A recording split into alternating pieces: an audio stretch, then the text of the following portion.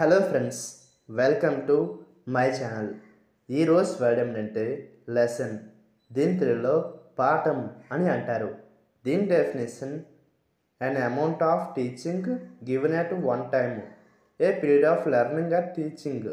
అంటే తెలుగులో ఒక సమయంలో ఇచ్చిన బోధన మొత్తం, నేర్చుకోవడం లేదా బోధించే కాలం.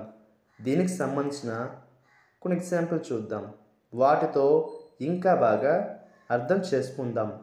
For example, first this lesson is divided into 4 units. అంటే తెలుగులో ఈ పాఠం 4 యూనిట్లుగా విభజించబడింది. దీని next example and fine example, our first lesson on Tuesdays is French. అంటే తెలుగులో మంగళవారాల్లో మా మొదటి పాఠం ఫ్రెంచ్. ఈ వీడియో మీకు నచ్చితే లైక్ చేయండి. మరిన్ని వీడియోల కోసం మా ఛానల్ని సబ్స్క్రైబ్ చేసుకోండి. Thank you friends.